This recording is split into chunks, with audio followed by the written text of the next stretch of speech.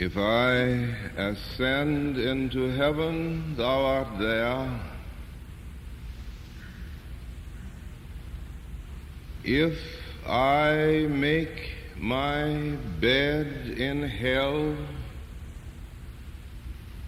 behold, thou art there. If I take the wings of the morning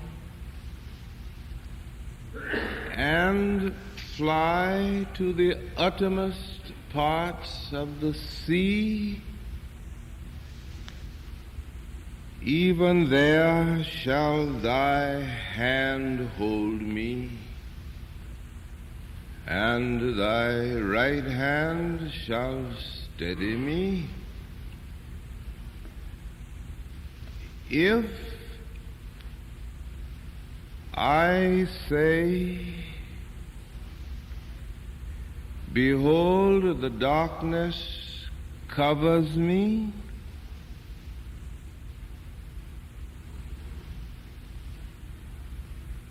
even the night shall be light about me.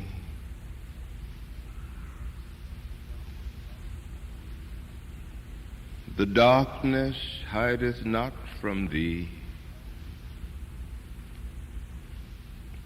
but the night shineth as the day. The darkness, the light are both alike to thee.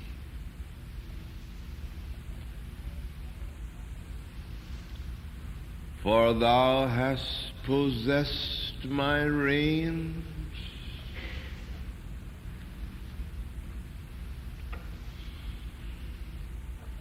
thou hast covered me in my mother's womb,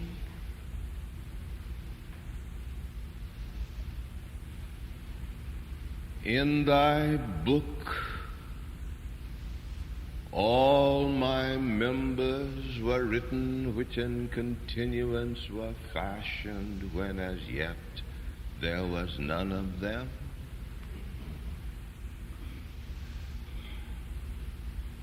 How precious,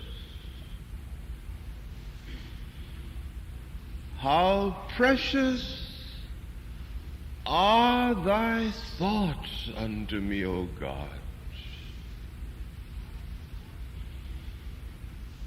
How great is the sum of them.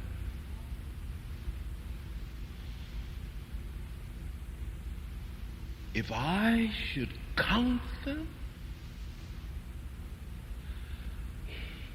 they are more in number than the sand.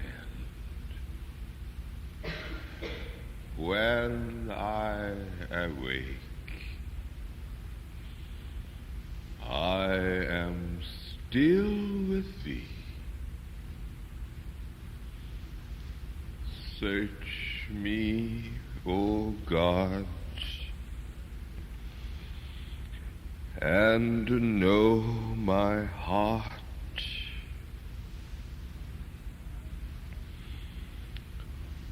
Try me, O God, and know my thoughts, and see if there be any wicked way in me,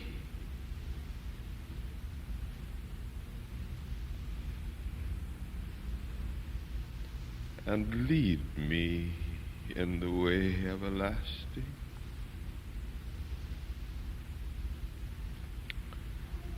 Everlasting.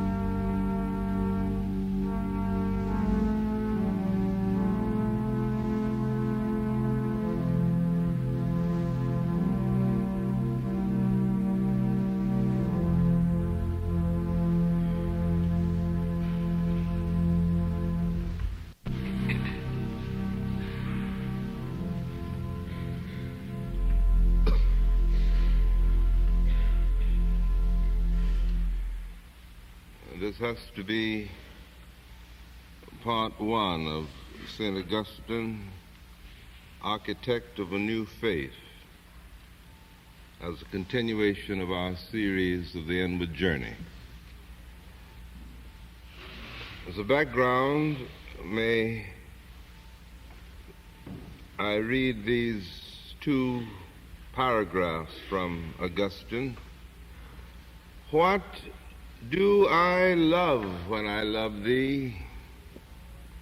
Not beauty of the body, not harmony of line, nor brilliancy of light so pleasant to these eyes, nor sweet melodies of every kind of song, nor the sweet scent of flowers and perfumes and spices, not manna and honey, not limbs inviting to fleshly embrace. Not these do I love when I love my God, and yet I love a kind of light and melody and fragrance and food and embrace when I love my God. The light, melody, food, fragrance, embrace of my inward man, where there shineth upon my soul what space containeth not, and where resoundeth what time stealeth not away, where in fragrance which a breath scattereth not, where there is flavor that eating lesseneth not, and where there is an embrace that cannot be rendered asunder. This I love when I love my God. I asked the earth for God, and it answered me, I'm not he. I asked the sea and the depths and the creeping things, and they answered, we are not thy God. Seek thou above us. I asked the breezy gales and the airy universe, and all its denizens replied, Anaximenes is mistaken, I am not God. I asked the heavens, sun, moon, and stars, neither are we, say they, the God whom thou seekest. And I said unto all things which stand about the gateways of my flesh, ye have told me of my God, that ye are not he. Tell me something of him. And they cried with a loud voice, he made us, he made us, he made us.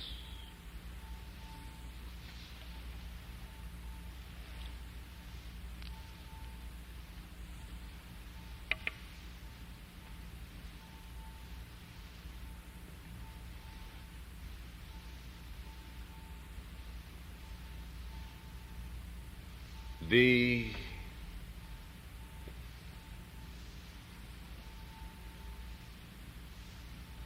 decay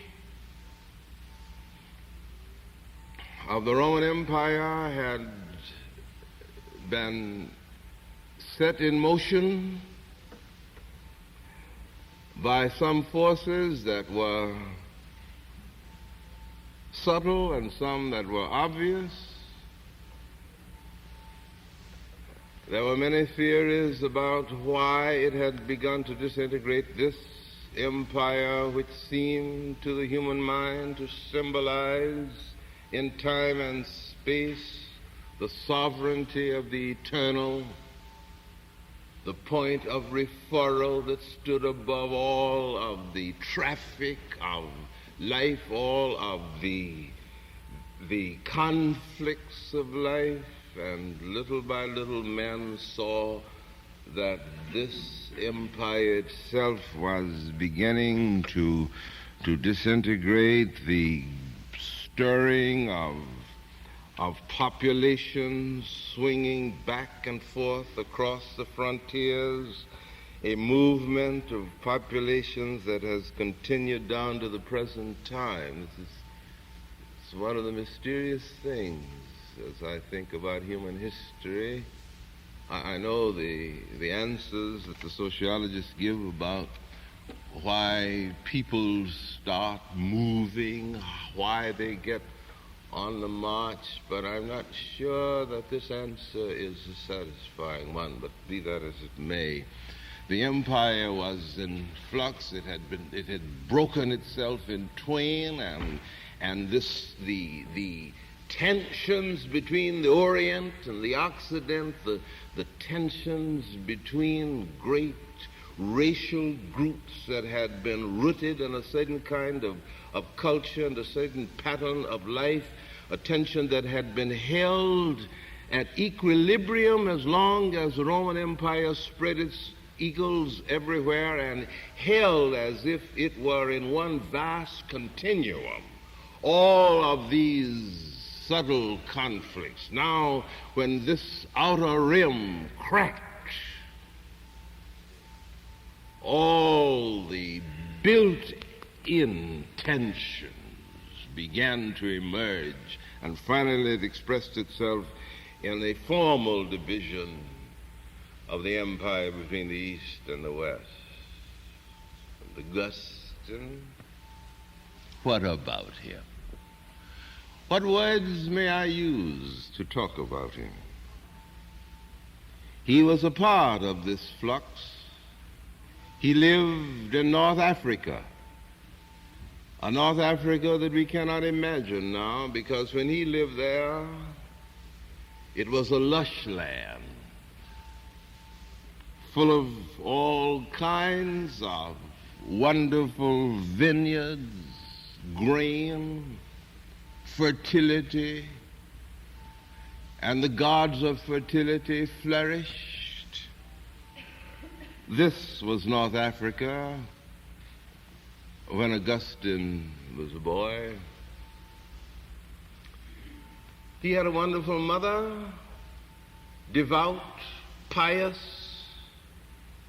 who brooded over him with great tenderness, knowing somewhat within herself that if she could pray long enough, she was a devout Catholic, if she could pray long enough, if she could hold out without giving up, the pressure of her love would bring her wandering son into the fold.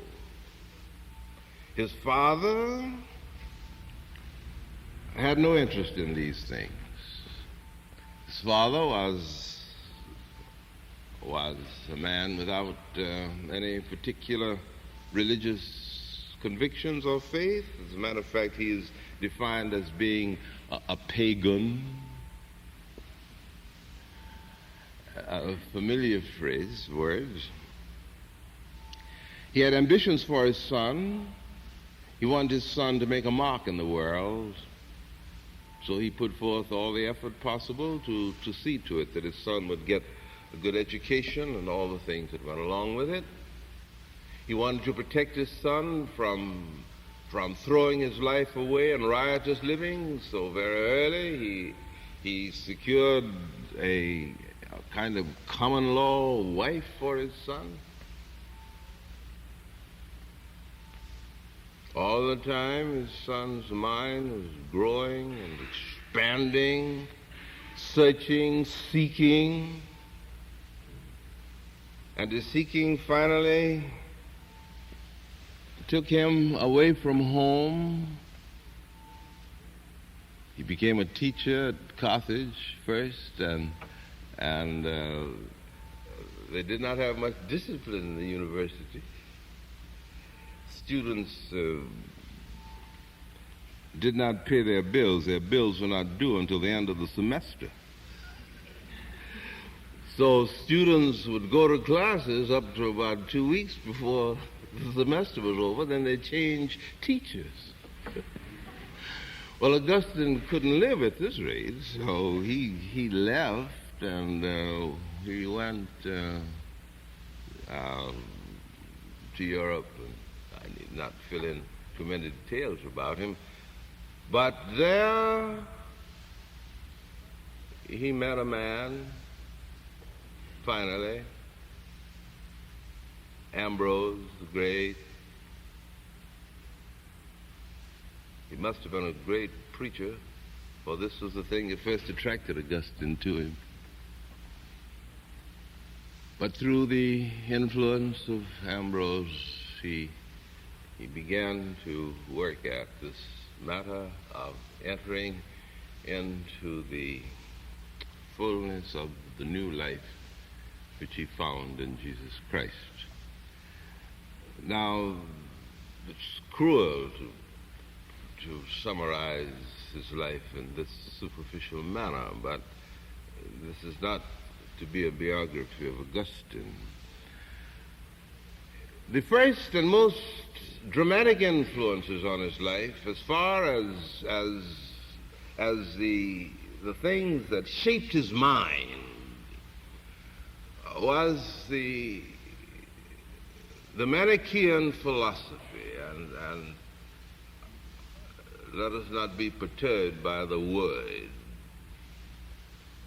but this influenced his life at a critical point, and in my judgment, it continued to influence his life and to influence us. Manichean philosophy recognized some of the realities of human experience, the conflict between good and evil, between the impulse to do that which seems to be right and the impulse to do the thing which seems to be evil or which is evil, and it projected a metaphysical interpretation of existence that could account for the conflict that goes on in the human spirit between good and evil. And they said that all of life is divided in this way, that between the powers of darkness and the powers of light.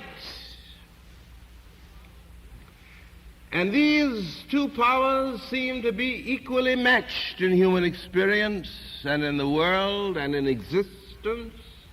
The human heart is the battleground when the tug of war between these two forces goes on its way. That they are fundamentally equally matched.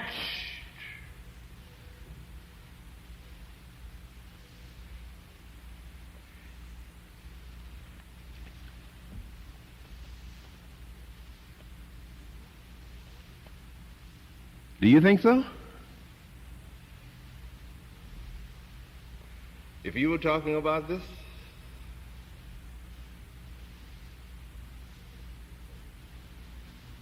do we get a feel of it in the scripture lesson that was read?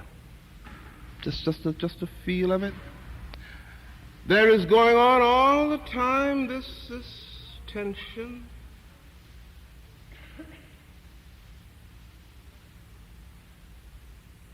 Sometimes do you feel that the thing that is evil in you is stronger than the thing that is good? Would you load it a little? What about this? Not what you think you ought to think, but how do you think about it? How do you? Well, this is a part of Augustine's. Now, there was another influence in his life that was very crucial, and that was the bearing of the philosophy, the influence of Plotinus that we referred to last Sunday, this Neoplatonic influence that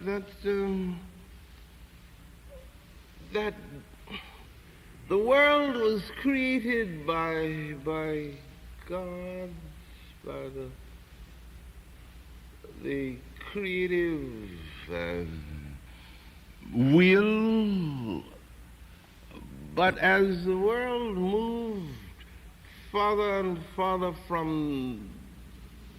to the edges of the extent of the mind, the creative energy that out of which everything moves, it became more and more material more and more contaminated. And as a matter of fact, there's a hard line between the spirit and matter that the spirit could not quite ever get into matter, and matter could not ever quite make the move in the other direction, so that you get a desert and a sea between the things that are material and the things that are spiritual. And this is a little of the like the philosophy of the Manichean that and if you somehow are sure that the material things, your body, your flesh, that if you're sure that these things are set on their way, that they cannot be influenced, that which is spiritual can't get into it and do anything with it, and vice versa. If this is the case, then in terms of your practical living, you may decide that as far as the expression of your appetites is concerned, since nothing that is material can have any effect, there isn't any door by which it can reach over into that which is qualitative in life, then it doesn't matter what you do. It doesn't matter what you do. Because there is no way, you see, by which any activity of the body, any material functioning, can have any bearing on the other side of the chasm.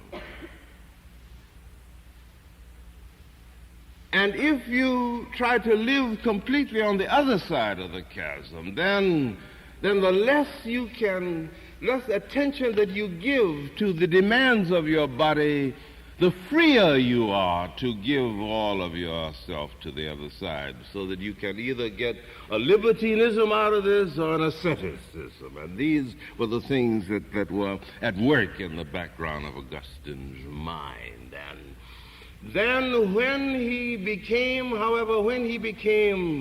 a Christian, when he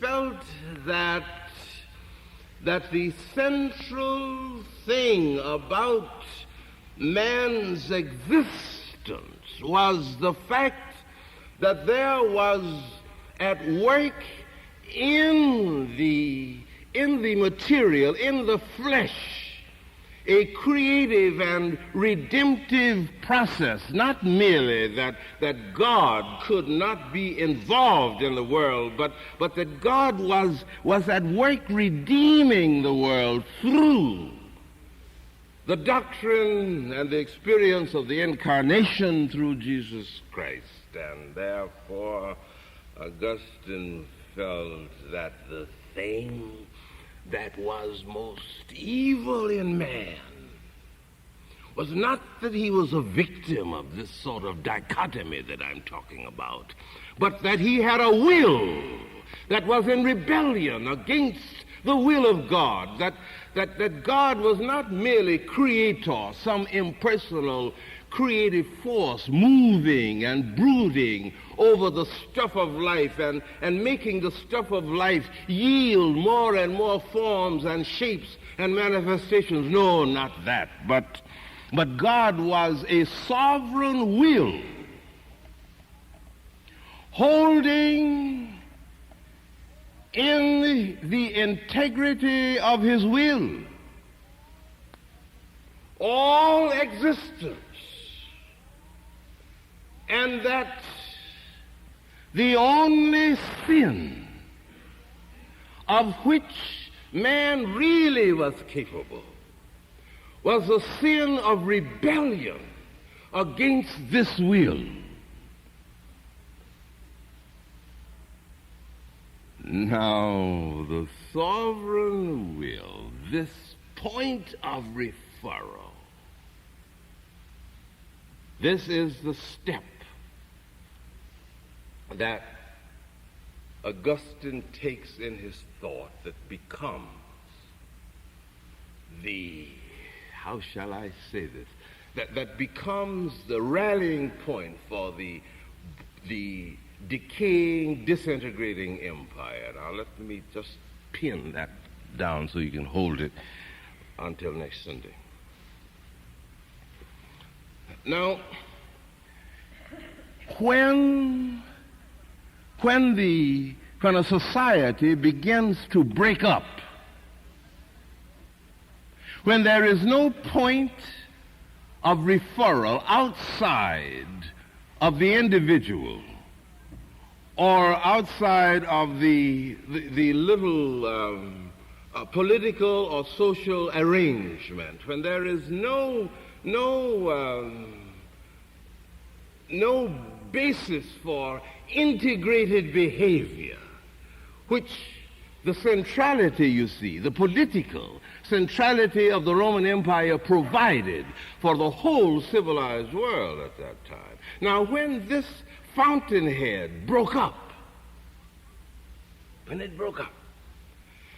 this left a vacuum, so that there was no point of referral, nothing that would give to people a basis for integrated behavior. They had no sense of cohesion externally, and therefore their sense of inner cohesion began to break up. And into this vacuum, Augustine projects the sovereignty of God. And this is very interesting to me, and this becomes the foundation of what to me in essence was a new faith. Jesus Christ, the founder, the Apostle Paul, the first great creative interpreter, and the mind and the will and the brooding of Augustine, the architect for 1,000 years. Suppose in 1917,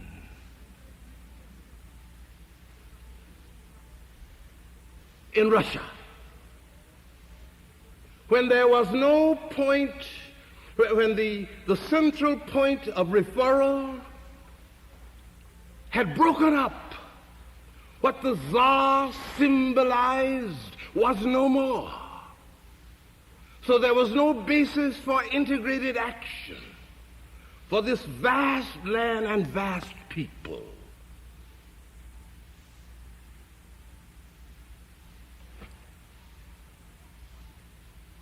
Why was it impossible for someone somewhere in the Christian movement to do at that critical time what Augustine did for the collapse of the Roman Empire?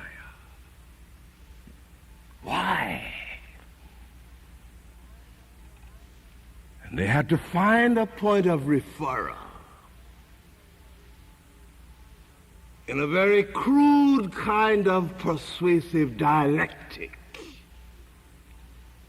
And another great moment in the destiny of man passed.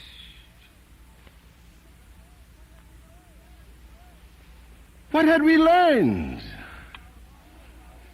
in the more than 1,000 years of dealing with this specific responsibility that had been set forth back in the 5th century?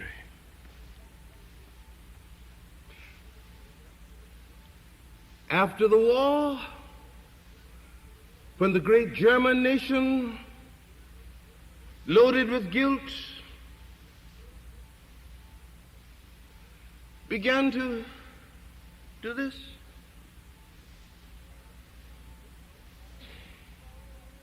with no point of referral that was prestige-bearing of prestige-bearing significance to provide a basis for the integrated behavior of the nation.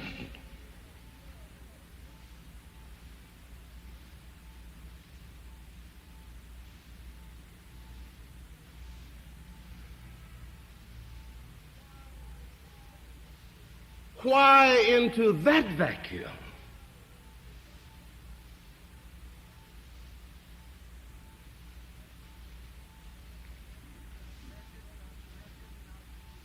There did not move that which moved into the vacuum created by the former collapse of the Roman Empire.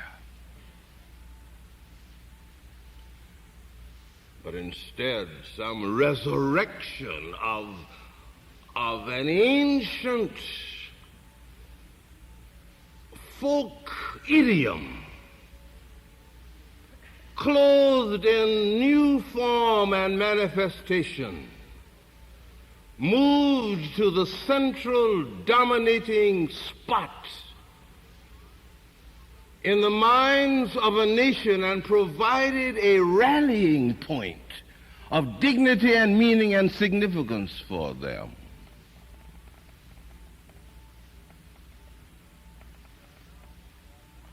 And here we are now.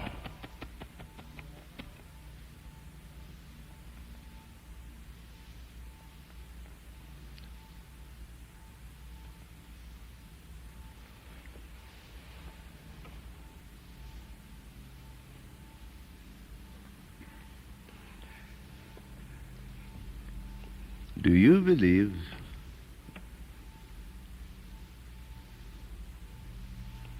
that there is in the grounds and the experience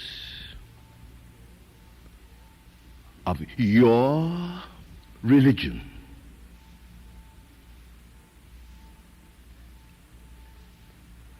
that which is so utterly significant in its transcendence and immanence and redemptive character as demonstrated in your own life, that you feel that it can provide a point of referral on the horizon that will be redemptive for our society and give even to America a basis for integrated behavior, so that in the light of it,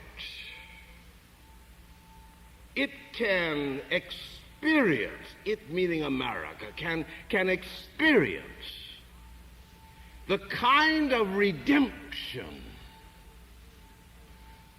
that will make it whole, in which even here the bruised reed will not be crushed, nor the smoking flax quenched.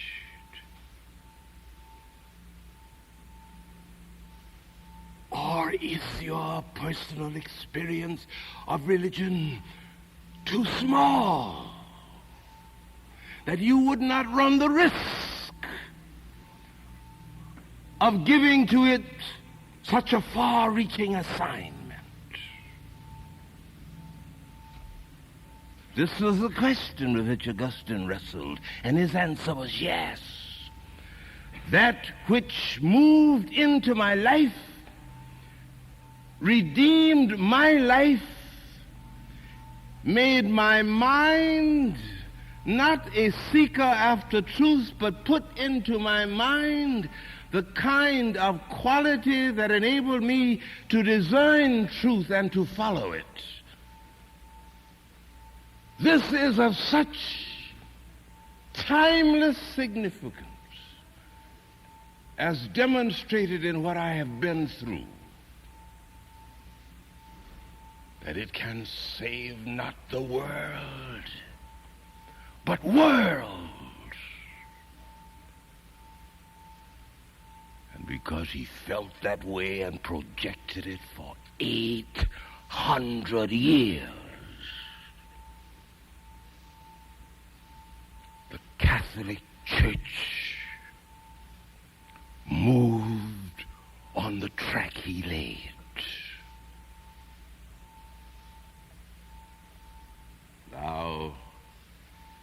Thou hast made us for thyself, he said, and our hearts are restless till they find their rest in thee. You believe that?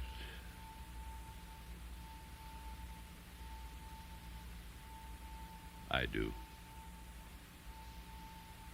I do. I do. Walk beside us, our Father, in the way that we take, and leave us not to the weakness of our strength, or to the strength of our weakness this day and forevermore.